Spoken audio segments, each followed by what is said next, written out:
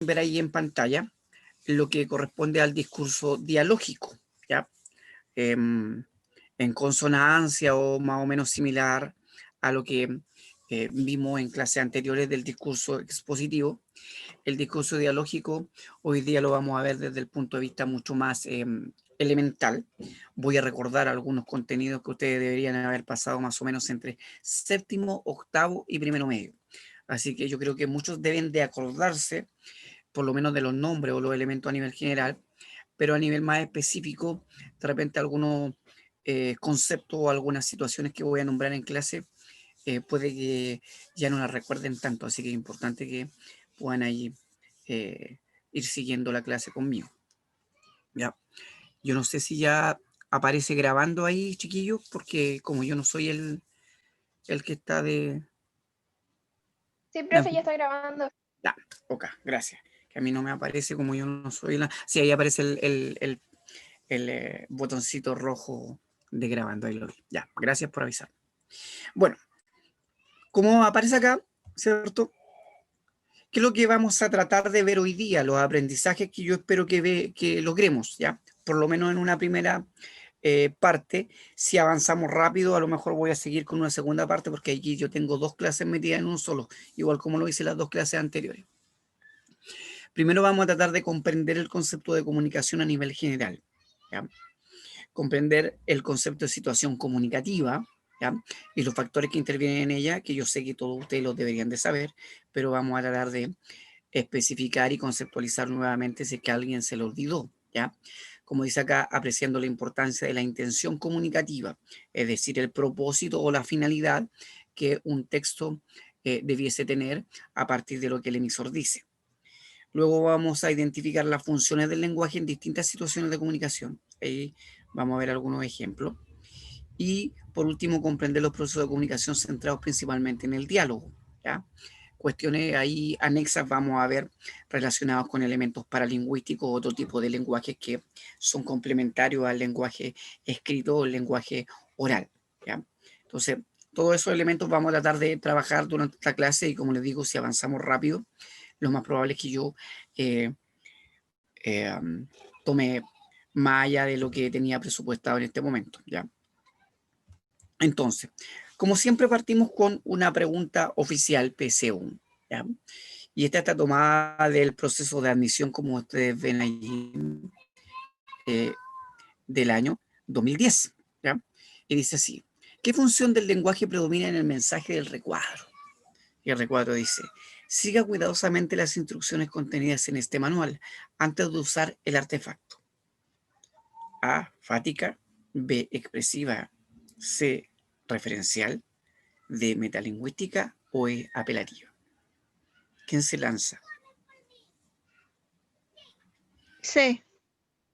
La C. ¿Por qué sería la C según usted? ¿Quién me habló? La Natalia, parece. Sí, yo, porque habla, según yo, porque habla de un manual y un manual es referencial a lo que uno tendría que hacer. O sea, según yo. Ya, ok. ¿Alguien más? Gracias, Natalia. Que tenga una eh, respuesta igual o distinta. Yo también creo que es la C, ya que eh, se ve que es como seguir una referencia. Yo Ya. creo que va por ese lado. Ah, ok. Ya, ya, ya. Aludiendo más o menos a lo que yo le explicaba la semana pasada, ¿se acuerdan cuando hablábamos de la referencia? Ya. Hay dos. ¿Alguien más o alguien que difiera, que tenga una opinión distinta? Yo creo que es apelativa, Ya. ¿Por qué sería porque, apelativa, Ángel? porque siento que busca llamar la atención del receptor para que haga algo específico. Ya. Ok. Ya. Ahí tenemos tres respuestas posibles, ¿cierto? Dos a favor de la C y una a favor de la E. No sé si hay alguien que tenga otra postura o si no avanzamos y como siempre después revisamos al final a partir de la revisión del contenido.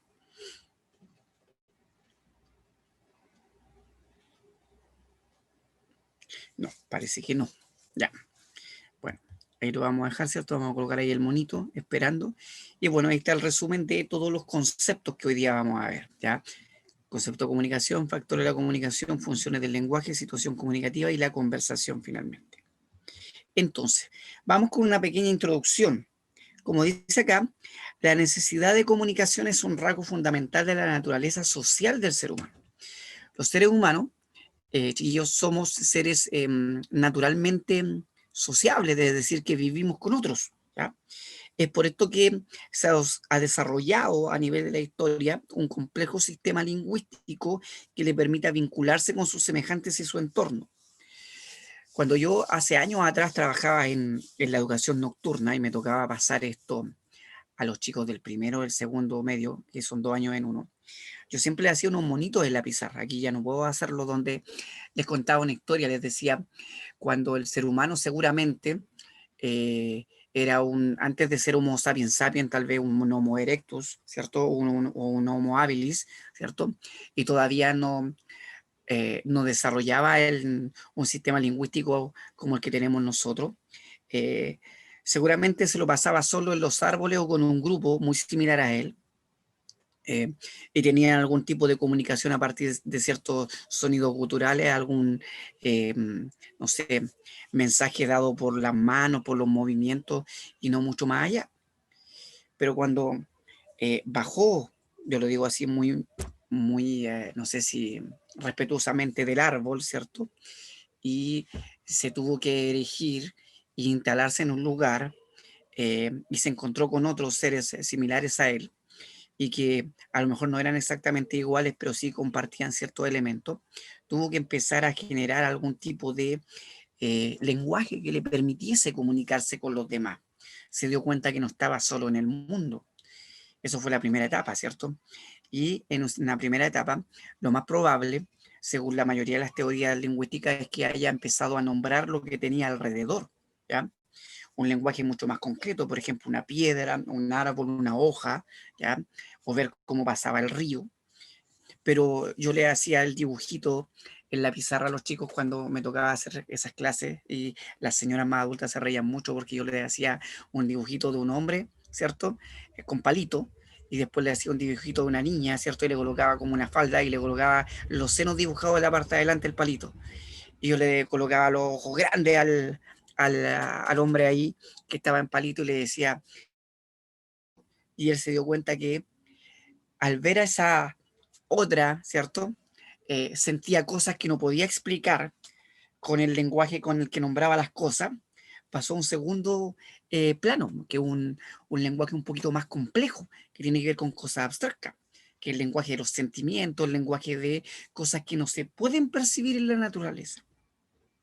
Y desde ahí fue avanzando de tal manera que llegó un momento en que tenía una conformación mucho más compleja lingüísticamente, porque fue necesitando, a medida que fue avanzando, el generar un modo de entrelazarse o vincularse o desarrollarse con otro semejante a él, porque la evolución se lo iba pidiendo de algún modo, ¿ya?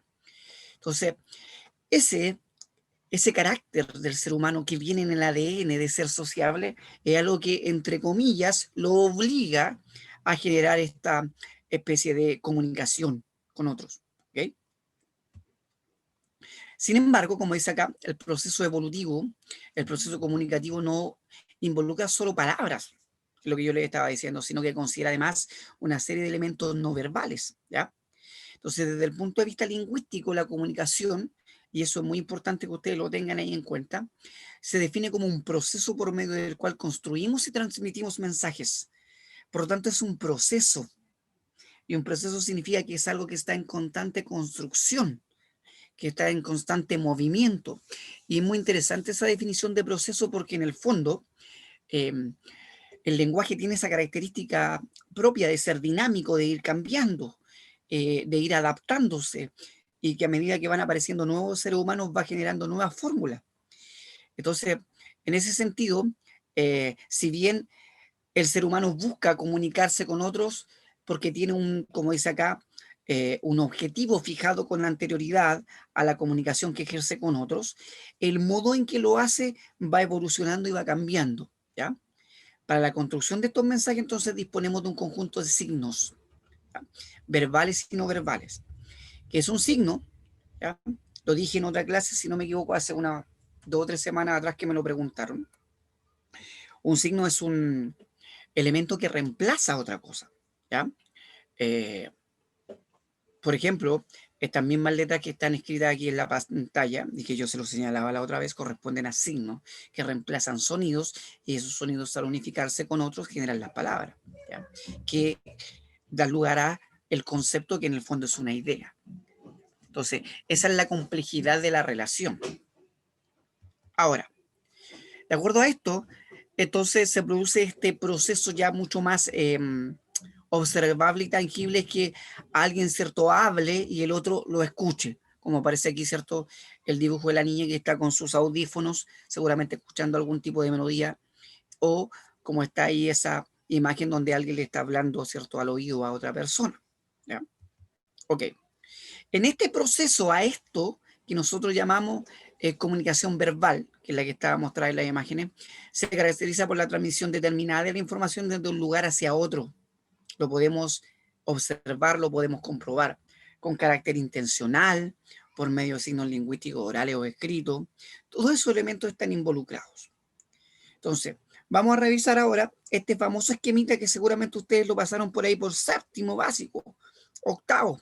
Yo estoy seguro que por ahí deben habérselo mostrado a sus profesores de lenguaje, que el famoso modelo de Roman Jakobson, ¿ya?, que es un destacado lingüista ruso del siglo XX, de principios del siglo XX, y que desarrolló su teoría ya casi llegando a mediados del siglo XX, años 40, 50, y que él era un hombre que venía del plano de la informática.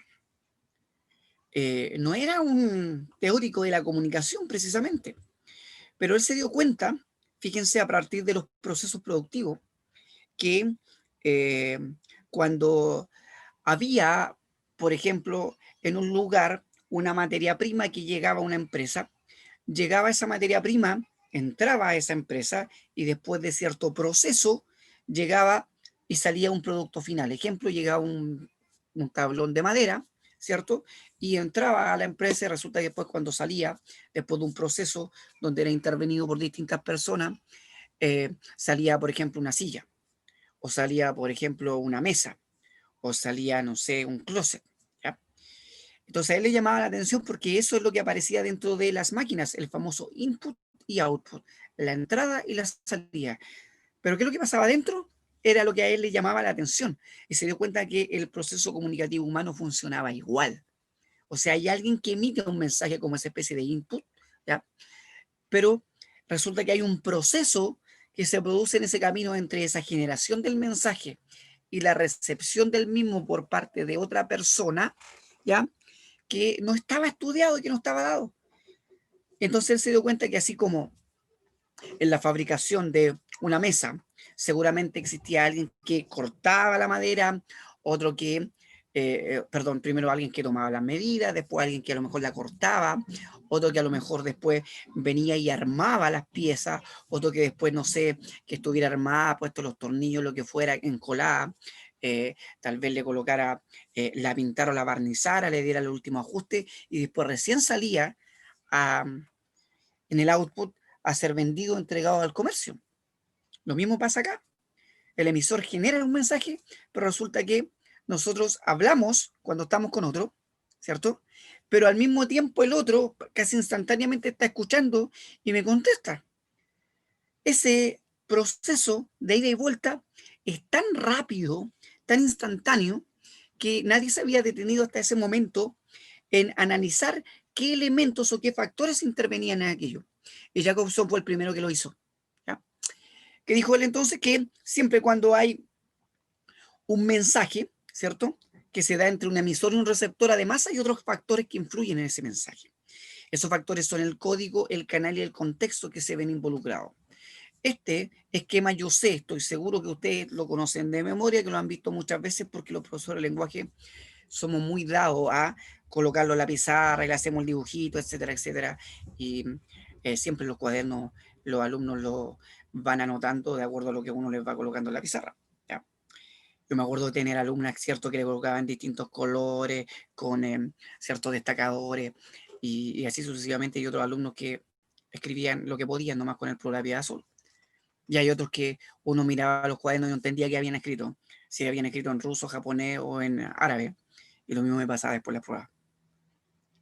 En fin, ya. Dentro entonces de este esquema, que le llamamos en el fondo, ¿cierto?, los famosos factores de la comunicación, nos encontramos con el emisor, que es quien comunica el mensaje, el ente o persona que desea transmitir una información, sea oral o escrita. Luego el mensaje, que es el contenido que se quiere comunicar y que se pretende, y está muy bien colocada esta definición, se pretende que sea recibido por el receptor. Una cosa es la pretensión que yo tengo como emisor y otra cosa es lo que efectivamente es recibido por el otro. Por ejemplo, en este momento yo puedo estar hablando acá, pero si se me pega el internet, seguramente ustedes me van a escuchar cortado, o a lo mejor no me van a escuchar, o no sé si les ha pasado que de repente se corta y después de unos segundos se escucha todo rapidito, como... Entonces se produce un desfase en la comunicación. Ya vamos a hablar de cómo se llaman esos elementos, ¿ya?, que en el fondo hacen que la comunicación no sea fluida como debiera ser. Luego está el receptor, que es quien recibe el mensaje, a quien va dirigida la información o a quien desea comunicarse el emisor, y puede intercambiar roles con él. Porque dice acá quién va dirigida, porque por ejemplo yo en este momento estoy hablando con ustedes, entre comillas, porque estoy por medio de la pantalla transmitiendo este mensaje, ¿ya? Ustedes son los receptores de mi mensaje, pero puede, por ejemplo, como pasa seguramente hoy día con mucha frecuencia, que junto con el alumno al otro lado de la pantalla a veces está el papá, está un tío, está la mamá, está un hermano chico, también escuchando por ahí lo que el profesor está diciendo, y de repente, no sé, seguramente le habrá algún comentario, alguna cosa de lo que están escuchando. Por lo tanto, yo me imagino que el mensaje que originariamente yo estoy generando solo para ustedes, no es solo para ustedes. Y lo más probable es que después, cuando se suba el video a YouTube, cuando termine la hora de clase, y alguien, por ejemplo, pueda verlo nuevamente para repasar el contenido, o en su efecto, porque no pudo asistir a clase, lo ve de nuevo, puede que alguien más esté mirando ese video. Puede que alguien después lo busque en YouTube y lo encuentre y lo vea, ¿ya? Como me ha pasado a mí, que yo he subido alguna clase a YouTube y resulta que me han comentado de otros lugares del país o de otros lugares del mundo, comentarios buenos y comentarios malos, como todo. Uno no se da cuenta, ¿ya?, cómo puede, en el fondo, la comunicación ampliarse desde una propuesta inicial, desde un objetivo primero de comunicación, a efectivamente el efecto que se provoca, ¿ya? Después está el código. Y aquí, generalmente, entre el código y el canal, generalmente hay cierta confusión en los estudiantes. A ver, el código es el conjunto de unidades de toda la lengua, que se combina de acuerdo a ciertas reglas. En el caso de nosotros, por ejemplo, esas unidades son las letras, para que sea más fácil de entender, y permite la elaboración de mensajes. Es decir, como dice acá, emisor y receptor deben usar el mismo código para entenderse. Y ahí está el complejo. ¿Por qué? Porque la primera parte de esta definición habla de código en cuanto a los elementos que se combinan de acuerdo a ciertas reglas. Yo puedo pensar en las letras. Pero desde el punto seguido, habla de que el mismo código debe usarse por emisor y receptor. Por lo tanto, no es solo el código, no son solo las letras, sino cómo se combinan. Y eso ya se traduce, por ejemplo, en el idioma. Porque nosotros sabemos que las letras para hablar en español son las mismas que se ocupan en inglés o en italiano, por ejemplo. Pero la combinación de cada uno de esos elementos hace que generen palabras distintas, aunque en algunos casos, ¿cierto?, sean conceptos similares. Si yo digo pencil en inglés, es lo mismo que lápiz en español, pero las letras que se ocupan y la combinación que se hace es diferente. Entonces, hay un elemento que tiene que ver con el idioma. Por eso es que es importante que ambos, ¿cierto?, integrantes de la comunicación manejen el mismo código, como dice acá, ¿ya? En fin, creo que ahí no debería haber mucho problema en poder entender lo que les estoy transmitiendo. El canal es el medio por el cual se transmite el mensaje o la información y pueden ser canales naturales o artificiales. Por ejemplo, si yo estuviese en la sala de clase y ustedes me estuviesen escuchando frente a frente, el canal sería, ¿cierto? Lo más probable no es solo mi voz es el instrumento de transmisión. El canal sería el aire seguramente, ¿ya? Por medio del cual viaja la onda sonora que llega hasta su tímpano y a partir de ese sonido que ha recibido por el tímpano le manda una señal al cerebro y el cerebro codifica, ¿cierto? Eso que ha recibido, entiende el mensaje y puede emitir una respuesta, ¿ya? Entonces funciona de ese modo. Pero hoy día no es tan así. Yo ahora estoy en clases y resulta que el canal, si bien sigue siendo mi instrumento la voz, ya el canal es distinto porque estoy ocupando el computador, ¿ya? Y el computador es una máquina que por medio de la red de internet, ¿cierto?, está transmitiendo o decodificando lo que yo estoy diciendo para que a usted le llegue, ¿cierto? Y usted lo reciba en su oído y pueda hacer, ¿cierto?, el proceso completo del que yo le hablaba, que es mucho más directo cuando uno está frente a frente con otra persona, ¿ya? Por eso que es tan complejo a veces poder definir esto, ¿ya? Parece fácil, pero no lo es tanto, ¿ya? Por último está el contexto, ¿ya? Y contexto es el entorno circunstancia en que se desarrolla el acto comunicativo. Entonces aquí uno tiene que hacer varias diferencias. Una cosa es el espacio, ¿ya? Espacio físico, ¿cierto? Donde uno se encuentra. Aquí yo me encuentro, por ejemplo, en mi habitación, ¿ya? Estoy sentado frente al computador en una mesa pequeña que tengo preparada para hacer las clases, pero no es lo mismo que me pasaba cuando estaba en el colegio, que estaba en una sala de clases, o que de repente, que yo soy medio creativo, les decía a los chiquillos, oye, ¿sabes qué? Vamos al patio, y agarraba una pizarra con ruedita y la llevaba y le hacía las clases en la mitad del patio. Saquen su silla, se colocan en círculo, y los colocaba todos en círculo como en la iglesia cuando a uno lo hacen cantar, pero con la pizarra al medio, y lo hacía en el patio. Y al puro cambio de entorno producía otra sensación. Se motivaban y quisiera la misma clase que yo hacía dentro de la sala, pero ya el entorno producía otra cosa, ¿ya? Y pasaba que yo estaba haciendo clase y pasaba los de los otros cursos, a veces los niños más chicos, el inspector nos queda mirando como bichos raros. Entonces, el entorno, el espacio físico es una cosa. Otra cosa es el tiempo.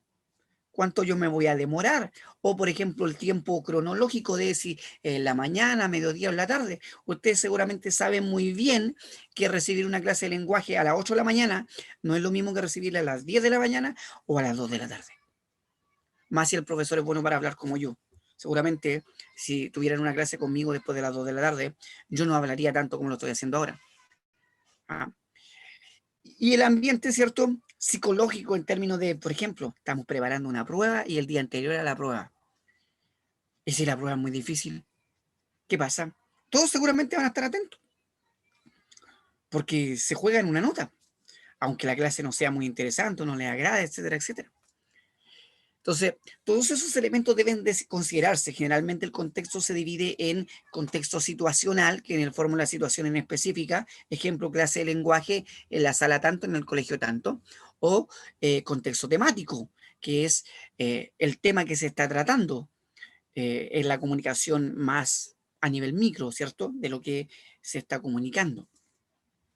Pero que por ahí hayan ido recordando, ¿cierto?, cosas que seguramente sus profesores en el colegio les explicaron sobre esto.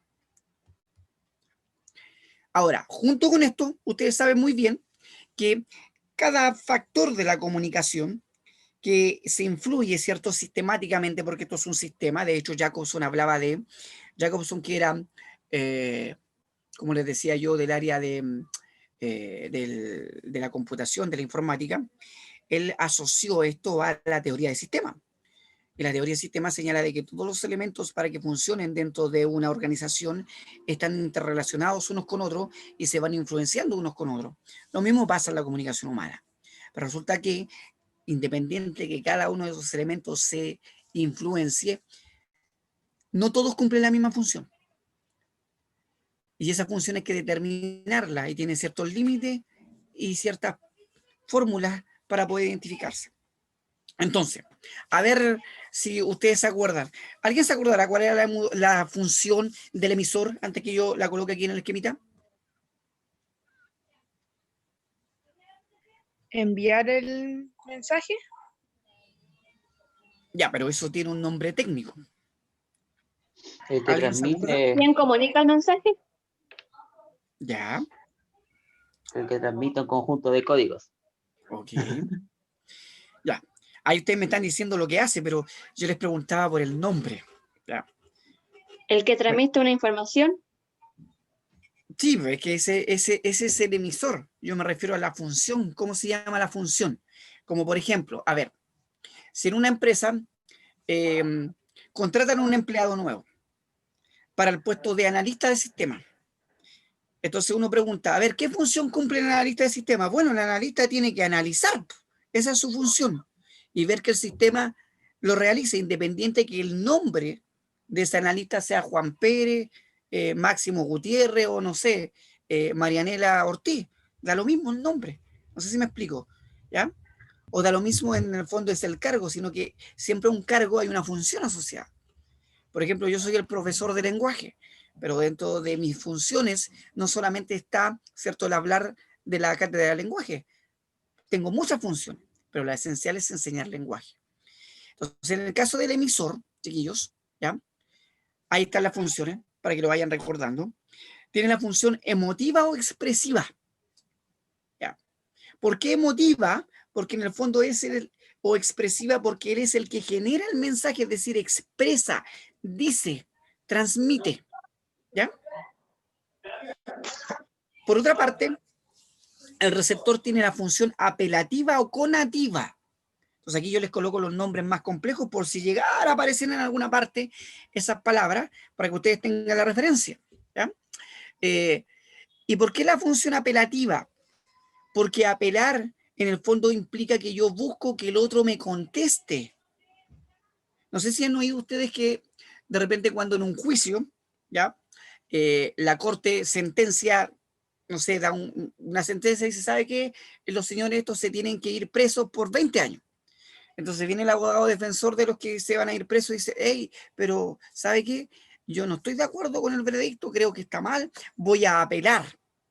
Entonces ya voy a salir de esta corte y me voy a ir a la corte de apelaciones, que es una instancia superior y la última. ¿Qué es lo que está buscando ese abogado en la corte de apelaciones?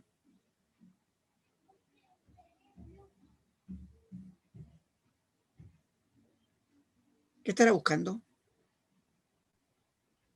Rebatir. Puede ser. En el fondo lo que está buscando es una respuesta distinta. ¿Se van dando cuenta?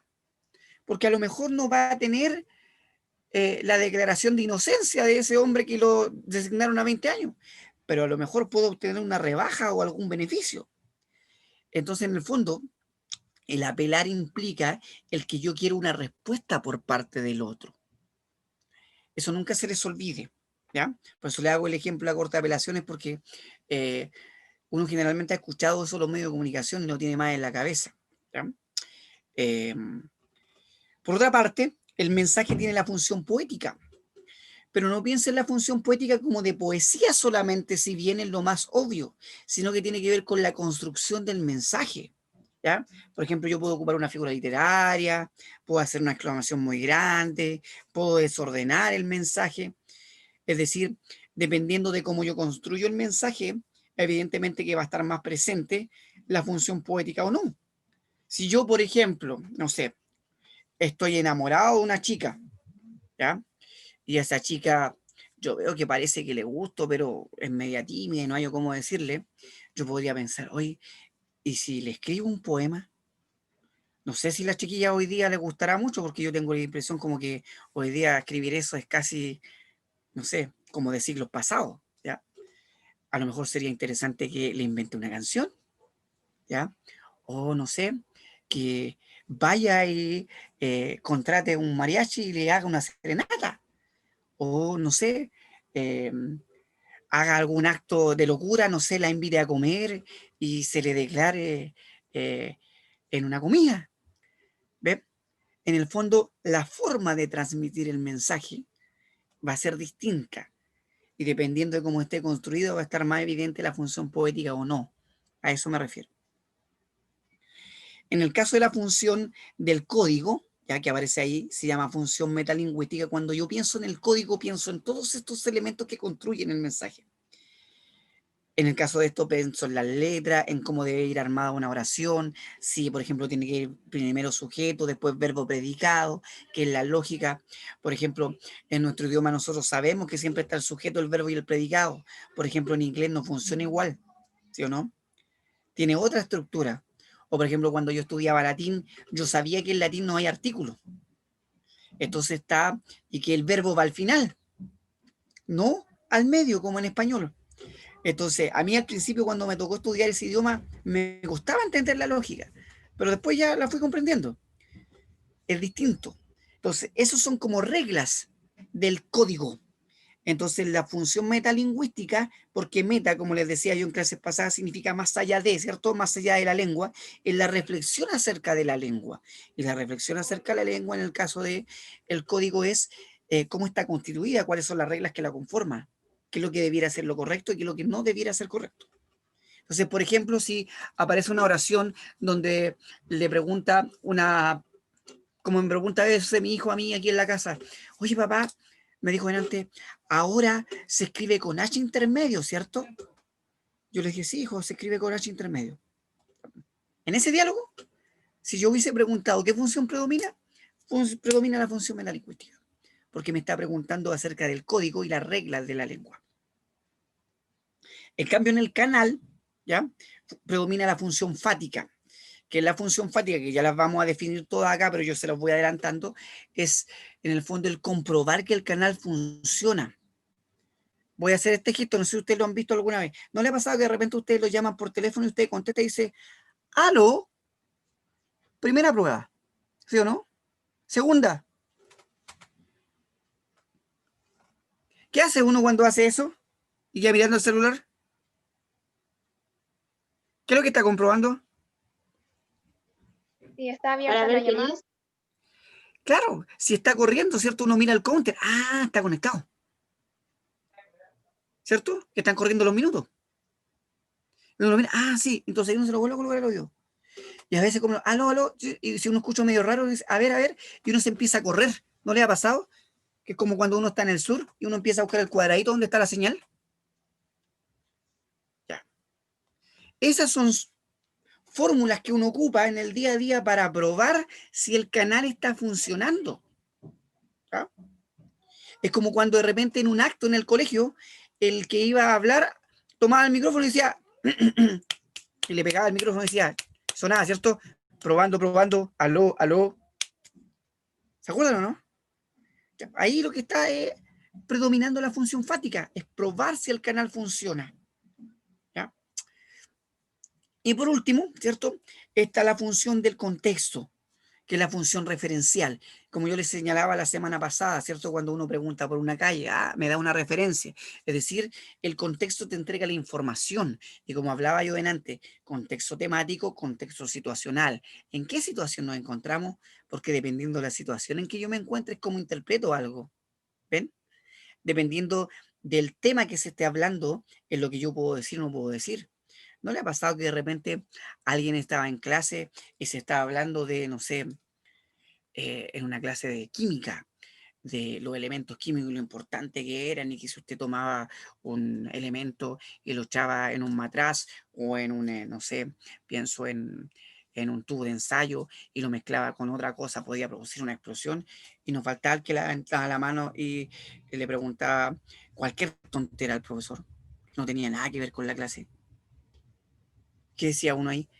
Este está descontextualizado. ¿Ha escuchado eso, no? O como cuando de repente en televisión uno escucha que a alguien lo acusan de una cosa y dice, no, es que eso yo no lo dije de esa manera, me sacaron de contexto. ¿Por qué la gente dice me sacaron de contexto? Porque en el fondo tomaron un fragmento de lo que ellos dijeron y solo interpretaron a partir de ese fragmento, no a partir de todo el conjunto de la conversación. Que a lo mejor esa frase tiene otro significado en medio de todas las demás, pero como yo solamente saco esa frase, no se entiende bien. Por eso es importante el contexto, porque el contexto me entrega información que me Profe, permite interpretar. Dígame. Mi profesora de lenguaje, Ujú. cuando nos empezó a explicar lo del contexto, ella nos ponía siempre el ejemplo de que, por ejemplo, nosotros la íbamos a buscar a ella y le decíamos, hubo una pelea. Y ella llegaba a la sala y nos decía, ya, y el contexto.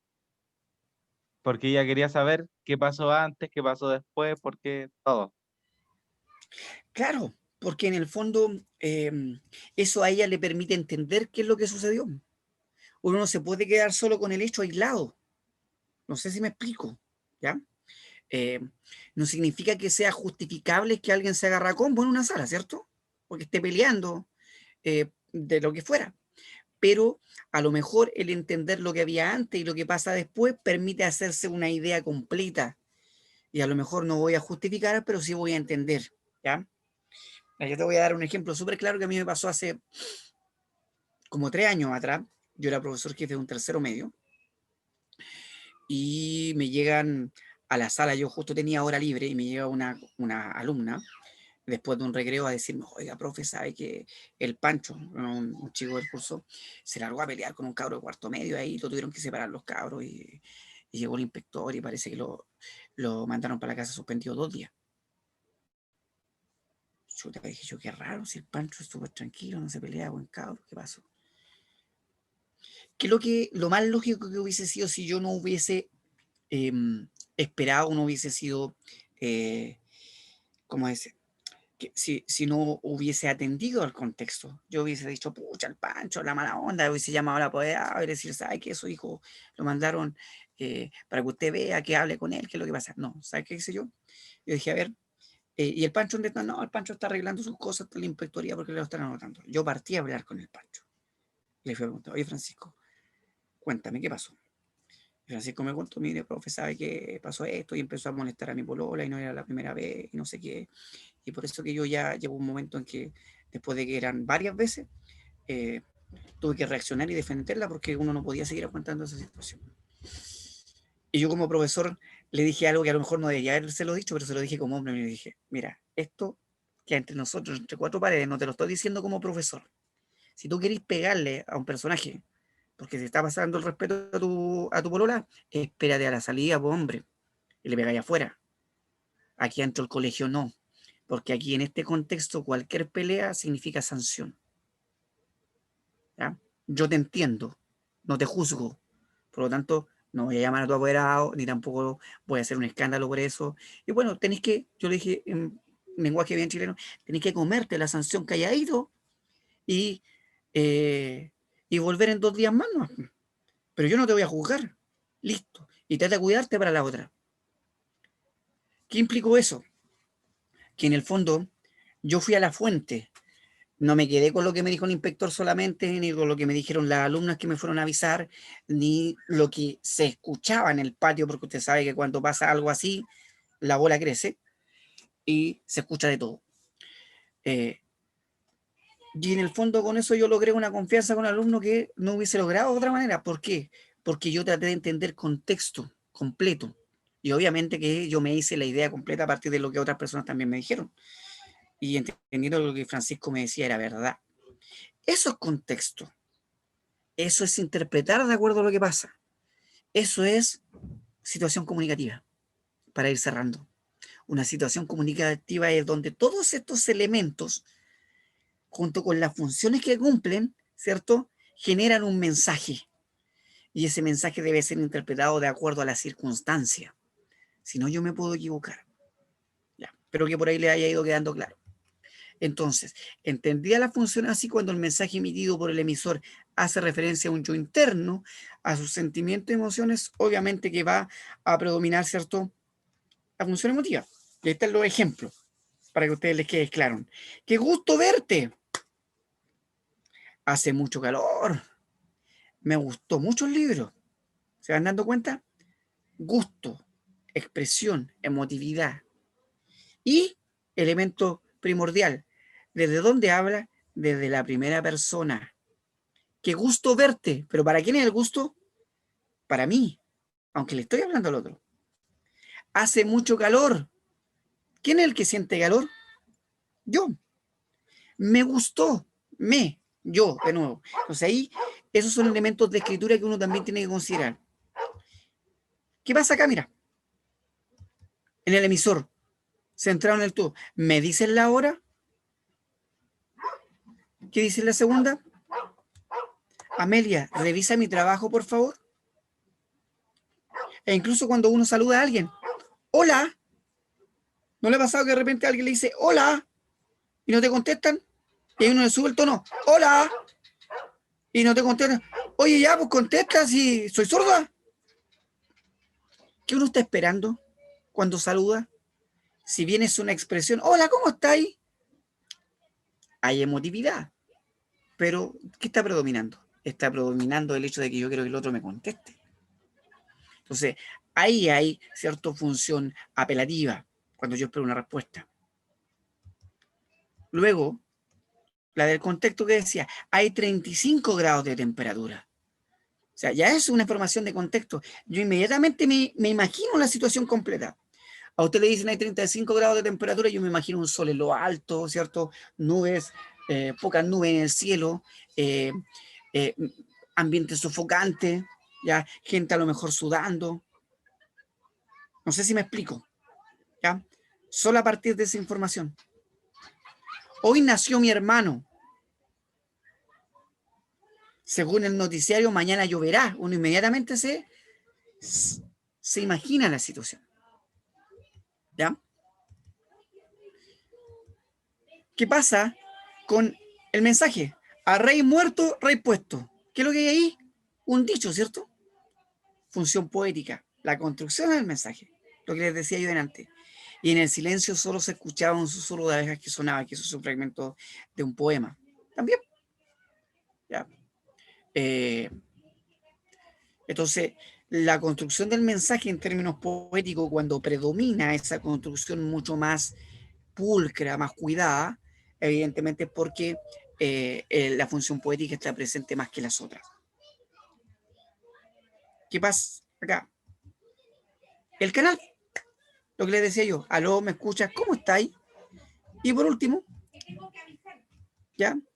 El caso de el código. Manuel no conoce el significado de la palabra humano y le pregunta a su padre, ¿cómo se define humano?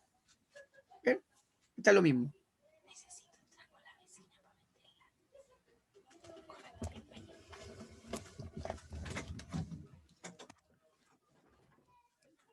Ya. ¿Van entendiendo ahí alguna duda, chiquillos? ¿Entiende, profe? No, profe. ¿Eh? ¿Todo bien? Ya. ¿Se acuerda que esto lo me han pasado como en séptimo, octavo, por ahí?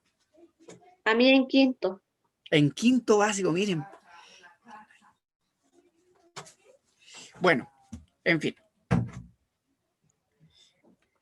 Entonces, constituida por el conjunto de elementos presentes en el momento de la comunicación, la situación comunicativa es la que incluye todos estos elementos. Entonces, cuando hablamos de situación comunicativa, chiquillos, o hablamos de situación de enunciación, no sé si han escuchado esos dos términos, ¿ya? Estamos hablando prácticamente de lo mismo, porque una situación comunicativa requiere de un emisor, requiere de un mensaje, requiere de un código. En cambio, ¿ya? La situación de enunciación es lo mismo. ¿Ok? Por eso que acá yo tengo colocado código, los datos kinésicos. Los datos kinésicos tienen que ver con los movimientos, ¿ya? Y la intención comunicativa tiene que ver con el propósito, ¿ya? ¿Para qué yo me comunico con alguien? Por ejemplo, si yo quiero decir algo, ¿ya? A alguien porque, no sé, tengo alguna duda, o, por ejemplo, no sé si les ha pasado a ustedes que tienen que ir a reclamar a una empresa esta de celulares, ¿ya? Porque, no sé, este mes le cobraron más allá de la cuenta lo que correspondía. Y le apareció, no sé, esas típicas bolsas que parece que uno nunca contrata, pero que a veces aparecen. Si usted va y pregunta en mala, ¿cierto? Dice, oiga, por culpa de ustedes que siempre me cobran más de la cuenta, ta. Su intención es reclamar y que usted le restituya lo que le cobraron de más. Pero la forma en que lo va a hacer ¿qué va a producir en el otro? Inmediatamente una distancia. En segundo lugar, va a producir que lo más probable es que no te quiera contestar. Y si tú le dices una mala palabra, con mayor razón, a lo mejor te va a contestar mal y ni siquiera te va a querer atender. En cambio, si uno va y le dice, ¿sabe qué? Buenas tardes, mire, aquí está la boleta, vengo por tercera vez, me pueden solucionar esto, si no me lo solucionan, por favor, llámeme a su jefe, aquí me quedo sentado hasta que esta cuestión me la solucionen, pero sin ninguna alteración. Entonces cambia la fórmula. Incluso la otra persona en términos de, como cuando yo hablo acá de lo proxémico, de lo kinésico, de los movimientos que uno emite, porque cuando uno está enojado mueve los brazos, gesticula, entonces el otro también se puede asustar. En cambio, si yo voy más tranquilo, no voy a moverme de ese modo y el otro no se va a sentir invadido, va a tener una respuesta distinta. ¿Ya? Profe, Dígame. pero en ese caso, un factor que influye igualmente no sería la preparación de esa persona. Claro, Si es claro. una persona más primeriza en el trabajo, quizás no pueda lidiar de la misma forma que, por ejemplo, un gerente que pasó por todo el proceso de aprendizaje. Claro, ¿no? Usted alude a un elemento súper importante, porque si le llega a un vendedor que lleva una semana en la tienda a alguien que le va a reclamar por alguna cosa como esa, a lo mejor no sabe cómo contestar. Y lo va a dominar la emocionalidad por sobre la racionalidad. Entonces ahí va a ser complejo. No sé si me explico. ¿Ya? Pero obviamente si hay una persona que está más preparada, que ya está acostumbrada a la situación, obviamente el contexto es distinto. De hecho, me imagino yo, si alguno de ustedes que ha trabajado en venta, una de las primeras cosas que te dicen es que cuando llega un cliente enojado, lo dejes decir todo lo que quiera decir, que se descargue. Y después que se descargue y se quede tranquilo, ahí usted recién le habla. Ya. Cuando hablaba del canal, Tiara, que me está preguntando, el canal tiene que ver con lo que yo ocupo para transmitir el mensaje. Por ejemplo, yo le hablaba del celular, de hoy día el computador, en el caso de una comunicación directa, el canal, por ejemplo, el instrumento es mi voz, pero el canal natural es el aire por donde se transmiten las ondas sonoras que llegan a el tímpano de mi oído y desde ahí, ¿cierto?, se transmite la señal a nuestro cerebro y nosotros la decodificamos. ¿Ya? Eso es. Y por último están los datos paralingüísticos. Y los datos paralingüísticos tienen que ver más con lo escrito. Por ejemplo, cuando uno escribe en alguna ocasión, uno escribe con punto suspensivo, por ejemplo, coloca un punto y coma, ¿ya? O un punto seguido, ¿ya? Todos esos elementos influyen evidentemente en cómo yo debería interpretar el mensaje. Esos elementos paralingüísticos. No sé si cuando ustedes, por ejemplo, les pasaron teatro en el colegio, les decían que lo que está puesto entre paréntesis. ¿Ah? No sé si, por ejemplo, decía, cuando uno dice, hola, ¿cómo estás? ¿No le ha pasado que cuando uno escribe por el chat, hola, ¿cómo estás? Y el otro le contesta, bien, si no tiene ni una carita además, y si usted no está escuchando la voz del otro, uno se queda con que está bien. Pero cuando uno está frente a otra persona y uno le pregunta, hola, ¿cómo estás? Y la otra persona le dice, bien. ¿Qué le pasa a uno? ¿Cómo interpreta ese bien? Como que tiene que hacer algo por la otra persona. O sea, lo que está diciendo es contradictorio con lo que está expresando, tanto gestualmente como tonalmente. Es decir, el tono de voz. Esos son elementos paralingüísticos. Por eso que voy a decir una cosa súper de perogrullo, pero yo creo que seguramente ustedes lo han visto o lo habrán escuchado. Por eso que todos por el chat y por las redes sociales son Brad Pitt o son, no sé, Julia Roberts. Todos son lindos, son preciosos, son perfectos, escriben maravilloso, pero otra cosa es cuando uno se enfrenta a la otra persona, está cara a cara, face to face, como dicen en inglés, ¿cierto? Y ahí uno debe de comprobar si lo que se dijo era o no era. ¿Ya? Si en realidad ese tono de voz lindo que uno escuchaba en una grabación funciona del mismo modo cuando uno está frente a la otra persona. Por eso que yo me acuerdo hace unos años atrás, le decía a unos alumnos que a mí me parece que es mucho más efectivo a veces, y eso lo digo a modo personal, paréntesis, cosas de vida, que cuando a uno le interesa a alguien de verdad, no le entre sus redes sociales, ni su Facebook, ni su WhatsApp, ni menos su Instagram, a la primera, a la segunda, a la tercera vez que lo vea. Dele su número de teléfono y que lo llame. Júntese con él a conversar o con ella a conversar. Porque cuando a alguien le interesa de verdad, uno quiere estar con esa persona frente a frente y conocer cómo reacciona frente a las cosas cara a cara. Porque se ve todo esto que yo le estoy diciendo. Lo kinésico, que es el movimiento, lo proxémico, que tiene que ver con las distancias, lo paralingüístico, que tiene que ver con cómo habla y cómo se expresa. ¿Veo, no? Lo proxémico, si es patúo o es patúa, si se me tira encima muy rápido. Chiquillas, ¿cuántas veces le ha tocado a usted de repente en una fiesta que después del segundo baile a alguno se le quiere tirar encima y agarrarla a beso al tiro? ¿O se pasa más allá de la raya? Y en cambio hay otros que son más quedaditos, más tranquilos, y a veces, como me decía mi señora, yo quiero que vaya más allá, pero parece que hay que empujarlo porque no se le ocurre. ¿Eh? No sé si me explico, ¿ya? Todas estas cosas son situaciones comunicativas. Es parte de la vida y que uno tiene que aprender a leer. Lo que pasa es que en las relaciones orales nosotros somos más dados a ver eso, pero cuando lo vamos a ver en un texto a veces nos cuesta más porque no tenemos que fijar en los detalles. Ya. Avanzo. Ya. Entonces, todo esto se da dentro de lo que se llama la conversación. Y la conversación es una forma de comunicación oral. Por eso que yo aludía a todos estos ejemplos, que se establece a partir de cierta convención social que regula su inicio, desarrollo y cierre. Es decir, cuando hablamos de convención, hablamos de ciertas reglas, de ciertas, si bien no son reglas que pueden estar escritas en alguna parte, pero si bien, pero que se dan de forma espontánea. No sé si a ustedes les ha pasado que de repente en el colegio se está hablando de un tema X y según cómo se dé la dinámica del grupo, uno sabe que cuando termina de hablar una persona recién puede abrir la boca a la otra. Pero hay en otras partes que todos hablan al mismo tiempo y no respetan ciertas reglas básicas. No sé si les ha pasado. ¿Ya? Entonces, esta forma de comunicación requiere de que los participantes, como dice acá, en ella dispongan de ciertos conocimientos. No sé si les ha pasado que ustedes llegan a una casa y usted sabe que en ciertas casas existen ciertas reglas, pero que en otras no. Es como cuando usted va a una clase.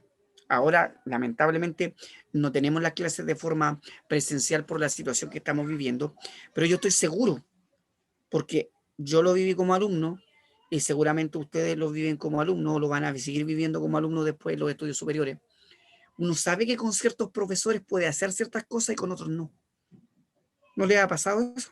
Estoy seguro que sí. Entonces, todo eso como que se va transmitiendo.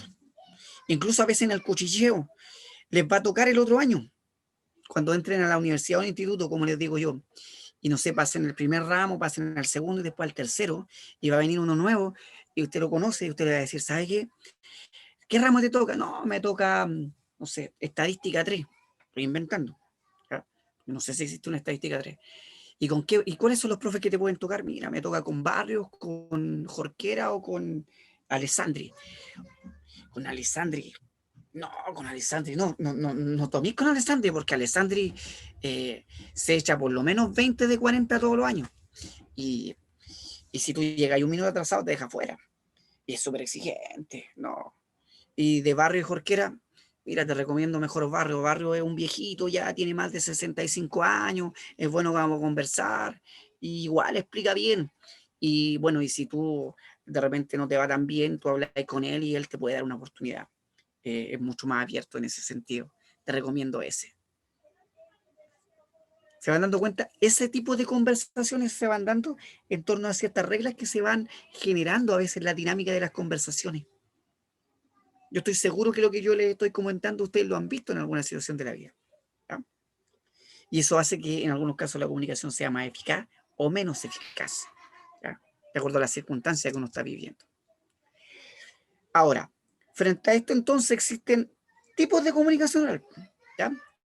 Que está la estructurada o semiestructurada y la cotidiana, ¿ya? ¿Y qué es lo que tiene que haber acá? El turno de habla, que es la unidad básica de conversación. Es decir, cuando nosotros conversamos, nosotros sabemos que hay turno, ¿ya? Que aseguran la interacción entre los participantes. Si todos estuviéramos hablando al mismo tiempo en este momento, seguramente lo que yo intento transmitir no se entendería. A veces ustedes tienen una duda y intervienen, yo lo escucho para tratar de contestarle. Eso es lo lógico. Son ciertas reglas que yo no necesito decirle antes de que empiece la clase. ¿Sabe qué? Cuando usted tenga una duda, no sé, pregunte, no más habla. Como que se va dando la dinámica. Uno a lo mejor en la primera clase lo dice y después ya no es necesario repetirlo. Y por eso se define como el tiempo durante el cual cada participante hace uso de la palabra, pero esa convención casi es implícita.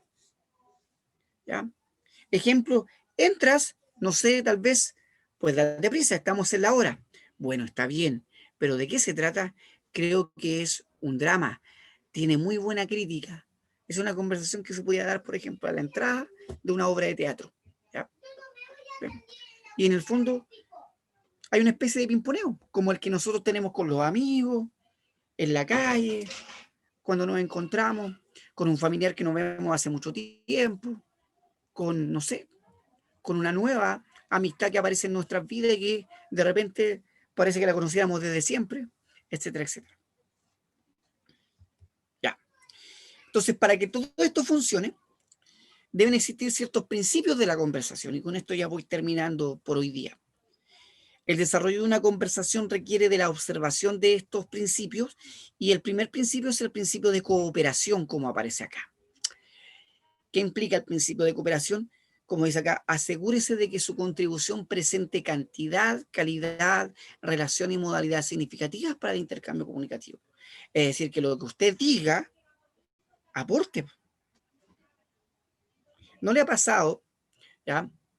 A mí me pasa hoy en día. ¿Ya? Yo lo voy a dar el ejemplo porque yo tengo la diferencia en mi casa. Tengo mi hijo que está en sexto básico, y él en clase muy bueno va a levantar la mano y preguntar y preguntar y preguntar, y cuando el profesor pregunta también él quiere contestarlas todas. Y yo le digo, oye Miguel Ángel, así se llama mi hijo, deja que los demás también hablen. Espérate, no quieras contestar todo. Observa, escucha, y ve que cuando tú quieras intervenir, primero tu pregunta sea significativa, y en segundo lugar que cuando tú quieras comentar algo, tu comentario aporte al curso. Porque si tú estás preguntando todo el rato y de 10 preguntas haces una pregunta buena, o si estás comentando todo el rato y de tus comentarios hay 5 comentarios que son irrelevantes y solo uno es algo que aportó, en el fondo te transforma en un ente que hace más difícil la comunicación en vez de facilitarla. No sé si me explico. No sé si a alguno de ustedes le ha pasado cosas como esa cuando estaban en el colegio. Ese típico que levantaba la mano y no dejaba hablar a nadie. ¿Ya? Porque ahí tiene que haber un principio de cooperación. ¿Ya? De entender que yo tengo que aportar, no tengo que interrumpir. ¿Ya? Okay. Después está el principio de pertinencia, que es la información debe ser coherente y relacionada con la temática que se aborda, lo que yo les decía antes. Es como cuando de repente estamos hablando de cualquier cosa y alguien interviene y lo que se dice no tiene nada que ver con lo que se está hablando. ¿No les ha pasado? Yo estoy seguro que sí. Que tenían algún compañero o compañera en el colegio que siempre andaba en las nubes y que cuando levantaba la mano preguntaba cualquier cosa que no tenía nada que ver con lo que estaba hablando en clase. Y uno quedaba mirando como, ¿ya va a hablar este otro otra vez? A ver qué va a decir.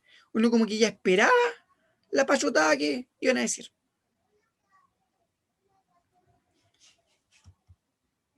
Por último, está el principio de cortesía, que en virtud de sostener una conversación sobre la base del respeto entre los interlocutores, el mensaje debe presentarse de la manera más comedida posible. Es decir, que yo cuide lo que digo y que lo que elija para decir, ojalá sea lo más adecuado en la situación en la cual me encuentro. No sé si me explico. Eso significa ser cortés en el fondo es decir lo que corresponda a la situación en la que uno se encuentra con la mejor forma posible. ¿Ya? No sé si desde ahí hay alguna duda, no sé si le ha pasado alguna vez que alguno de estos principios se haya afectado, si se acuerdan de alguna situación. Actualmente pasa mucho por el hecho de que estamos usando medios que no son tan precisos como es el internet, o sea, como redes sociales y todo eso. Ujú. Claro, y en ese sentido tiene que ver con una especie, como les decía yo, a veces eso lo da los años, lo da la experiencia o incluso no sé cómo llamarlo, lo da una especie de sentido común. Yo creo que tiene que ver con eso y que la mayoría de las personas lo tienen, pero hay veces que hay algunas personas que les cuesta más. Todos sabemos o todos hemos conocido a alguien que de repente, voy a decirlo así en buen chileno, siempre mete las patas con algún comentario, pero nosotros sabemos que no sé, que, que como que le cuesta entrar en la dinámica de la conversación o de lo que se está hablando. Y como que lo entramos a comprender y a justificar. El problema es cuando nos ponen vergüenza de repente frente a gente nueva y que no está acostumbrada a esa forma que tiene de expresarse esa persona. Yo estoy seguro que alguno de ustedes debe estar pensando en alguien que pudiera ser así. Yo siempre me acuerdo de alguno o alguna que, de algún compañero o alguna compañera que tuve en los colegios, donde sucedían cosas como esta. Bueno, con todo lo anterior, ya hay un complemento con la intención con la cual utilizamos un término o un determinado término en la conversación, ¿ya? Y eso es lo que implica el significado tanto denotativo como connotativo que ustedes ya lo conocen. ¿Se acuerdan cuál era lo connotativo y lo denotativo?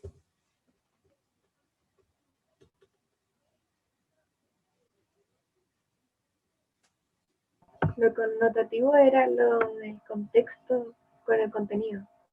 Y lo denotativo era lo que verdaderamente significaba. Ya, muy bien, Isidora, excelente. Exactamente. Y eso es muy importante tenerlo en cuenta. ¿No les ha pasado que, o no les pasaba de repente en clases que alguien decía un chiste y se reía el 90% del curso y había un 10% que no entendía y que había que explicarle? O que se reía los 5 minutos después porque era más lento.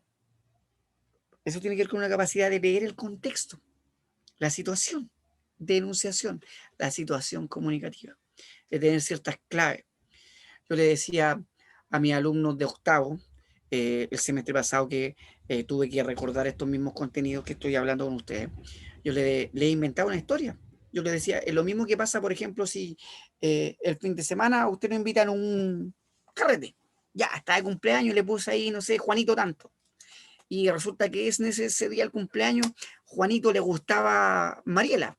Y estuvo toda la noche esperando a poder, no sé, pinchar con Mariela porque le gustaba Mariela. Y en eso Mariela salió dura, dura, dura y no le daba. Entonces Juanito le empezó a dar pena. Entonces Juanito empezó a tomarse un trago, se empezó a tomar otro, se tomó el tercero, y al cuarto ya estaba medio mareado. Y a Mariela, justo como a las 3 de la mañana, la vinieron a buscar. Y se fue Mariela. Y Juanito quedó más triste, ¿cierto? Porque Mariela se fue. Y, y ahí sí estaba su cumpleaños y quería hacerla, pero estaba Rosalía, por ahí mirando, y Rosalía le gustaba a Juanito. Entonces Rosalía vio que Juanito estaba más o menos entonado, que se había ido la Mariela, y Rosalía aprovechó la situación y como a las 4 o 5 de la mañana pinchó con Juanito. El problema es que Juanito al otro día no se acordaba que había pinchado con la Rosalía. Y todos los del curso, o los que se quedaron hasta esa hora, lo vieron. Entonces llegaron el día lunes a clase comentando la situación. ¿Qué pasa con aquellos que no fueron al cumpleaños? Que frente a cada talla que se tiraba respecto de lo que había pasado ese fin de semana, no entendían. ¿Qué les pasa? ¿Qué les pasó ahí? Tenían que preguntar, porque no entendían el contexto. Exactamente, eso es lo que yo buscaba que me dijeran. Les faltaba contexto, Por eso que es súper importante. Entonces, frente a cualquier talla de doble sentido, es decir, de lenguaje, ¿cierto?, connotativo que se hacía respecto a la situación, no tenían las claves para poder interpretar. Entonces, tenían que andar preguntando. Y hay algunos que ni siquiera se daban cuenta que estaban tirando una broma. Porque tampoco, es como cuando uno de repente entra a un lugar y se da cuenta que se bromean entre personas y uno dice, algo pasó aquí, pero como no sé lo que pasó, me quedo colgado, me quedo fuera de la situación. Todos esos elementos son parte de la situación de enunciación, la situación comunicativa. Entonces, por eso que cuando uno dice el término pollo designa un ave, ¿cierto?, en sentido denotativo, pero cuando uno dice, ¿cierto?, pero lo utilizamos para referirnos a una persona de poca experiencia, que no dispone de herramientas para desenvolverse con soltura, con notación. Este es un pollo. ¿Escuchado esta expresión, no? Pollito, ¿sí o no? ¿Esto está diciendo efectivamente que es un ave? No. Está hablando de la poca experiencia de la persona, por eso aquí está puesta la foto de este actor tan, ¿cierto?, reconocido. Ya. O cuando decimos, generalmente existe una relación entre los significados que designa un término denotativamente y el uso que se le da a la misma palabra connotativamente. La palabra chancho designa a un animal que vive en un ambiente poco aseado y en ese sentido se aplica connotativamente a una persona que no es o no está limpia. ¿Qué chancho, qué chancha, qué es esta persona?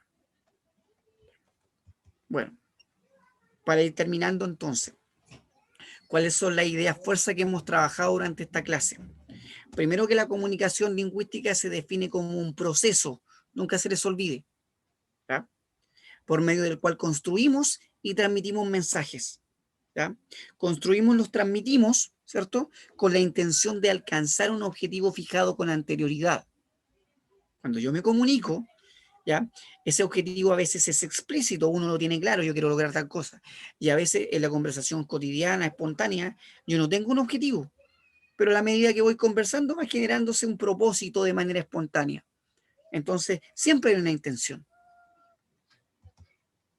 Un aspecto clave en el estudio de este proceso es la situación comunicativa. Si yo no tengo clara la situación, constituida por el conjunto de elementos presentes en el momento de la comunicación, va a ser difícil que tenga los elementos necesarios para interpretar el mensaje de buen modo. Por eso es importante atender a las pistas que el mismo texto me va mostrando, ¿ya?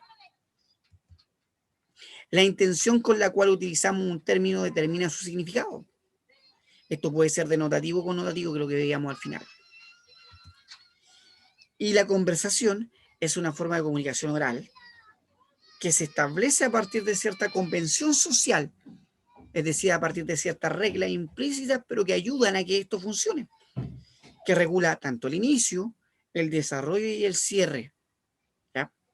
No sé si le ha pasado que de repente hay alguien que quiere cortar una conversación y empieza a mirar el reloj. ¿Sí o no? Como que, chuta, ya estoy en la hora, y uno se da cuenta que le están cortando. No sé si me explico. ¿Ya? Profe, Dígame. también, bueno, he visto varios videos acerca de que cuando uno quiere hablar y la otra persona no se calla, como que tira un objeto, después lo recoge y puede empezar a hablar, porque la otra persona como la interrumpieron, pero de forma que esa persona no se dio cuenta, la conversación sigue igual. Claro. Claro, es una técnica que pudiera utilizarse. Está bien, ¿ah? Yo no se me había ocurrido, pero usted tiene razón. Sí, puede ser que eso pase. ¿Ah? Que para no hacer que la otra persona se sienta mal por una interrupción, se utilice algo como eso y así entra a hablar la otra persona y no se siente el, em, el, el que, el que lo hayan interrumpido a uno, que le hayan cortado la conversación. Sí, en realidad, eso que dice usted es verdad. Bueno, y lo último, aspectos que regulan esta conversación son los turnos de habla, el principio de cooperación, que ya dijimos, el principio de pertinencia y el tipo de relación entre los interlocutores. No sé si hasta aquí hay alguna pregunta, alguna duda que les haya surgido, chiquillos.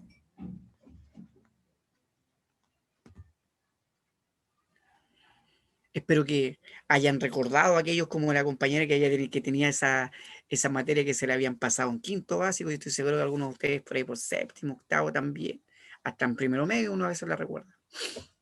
Y nada, que le aporte, que se vayan dando cuenta que son elementos que a veces uno no los reflexiona en el día a día, pero que son importantes a la hora de interpretar los mensajes de buen modo. Ya. Vamos a cerrar, como siempre lo hacemos, con la pregunta inicial. A veces después de todo lo que pasamos, siguen pensando que es la misma respuesta que habían dicho inicialmente dos compañeros. Acuérdense que hablaron de la función referencial y una compañera habló de la función apelativa. ¿Ya? ¿Qué función del lenguaje predomina? Ojo, predomina, ¿se dan dando cuenta? O sea, no hay una sola, pero hay una que es más evidente.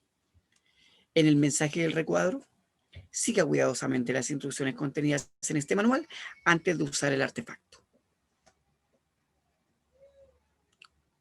¿Cuál creen ustedes que es la respuesta correcta? Ahora, después de todo lo que vimos.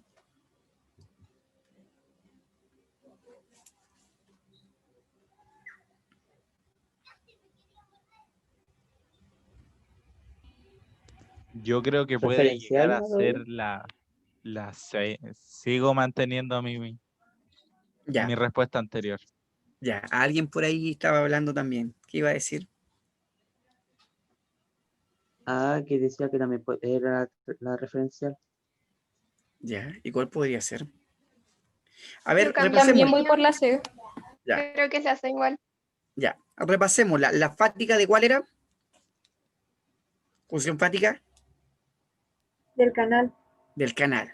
La expresiva Del emisor. del emisor, ¿cierto? Ya. La referencial Contexto. del Del contexto. mensaje. Exacto, la referencial es del contexto.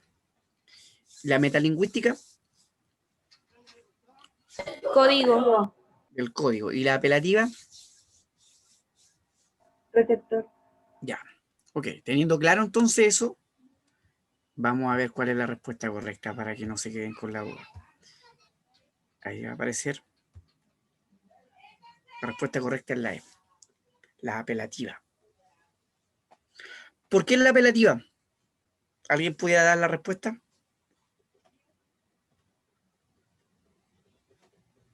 ¿Dónde está la clave? En el principio, En el en, principio.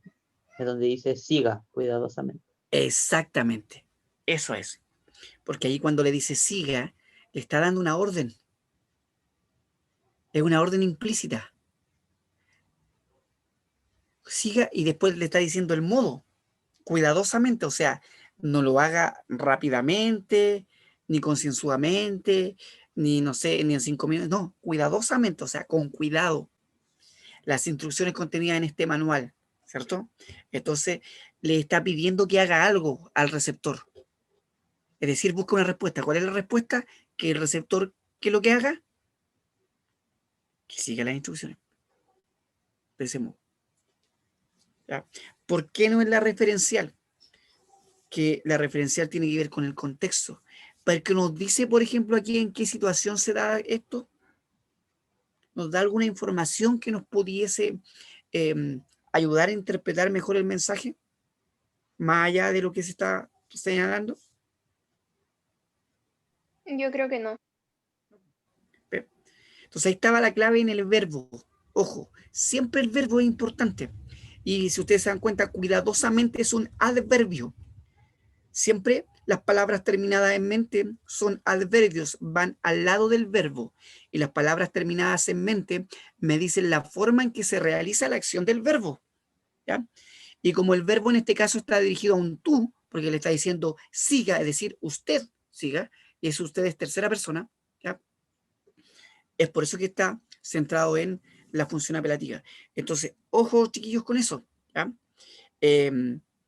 Eso es como materia bien de cuando éramos chicos, ¿ya? Recordar que el verbo siempre alude a una persona aunque el verbo no lo diga. Esta oración tiene un sujeto tácito, escondido. Porque cuando yo le pregunto al verbo, ¿quién siga cuidadosamente? Usted. Ahí está el sujeto. ¿Ya? Está escondido en el verbo. Entonces yo me tengo que fijar muy bien en el verbo para entender a quién se está refiriendo. Y a partir de eso voy a poder interpretar mejor el mensaje. Como cuando decimos, vamos, yo les pregunto, ¿a quiénes vamos? Todos los que estamos aquí. Pues. Vayan, ellos, pues, los que están allá. Y ya incluso, miren, ellos, y yo digo al tiro, los que están allá, cuando uno dice ellos, incluso espacialmente, uno piensa ellos, no están al lado mío. ¿Se van dando cuenta? Que las palabras, los verbos, de alguna manera te van indicando cosas.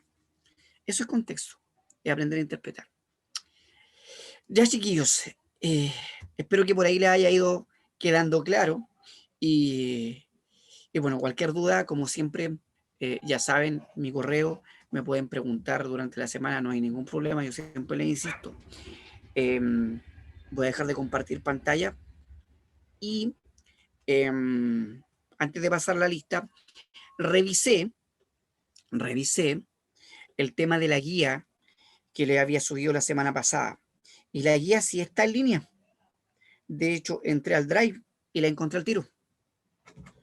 Y para que ustedes me crean, ¿ya? Incluso le saqué una fotografía. No sé si lo puedo colocar aquí en... No sé si se ve, ¿ya? Ahí en el celular. Si ustedes miran ahí, dice guía de formas básicas del texto expositivo. Usted cuando entra al Drive aparece al tiro. La subí el 23 de septiembre, si no me equivoco. Por ahí está. Entonces, para que la miren, chiquillos, porque yo la iba a subir de nuevo y me di cuenta que estaba ahí. Díganme. Cuando la terminemos, entonces se la podemos mandar. Ningún problema. Cuando la termine, usted me la puede mandar y yo se la reviso y le doy la retroalimentación. No tengo ningún problema en eso. Gracias, profe. Ya. Eso es, muchachos. Déjenme ver el tema de la lista. Y terminamos, para no alargarnos mucho. Déjenme abrir el archivo.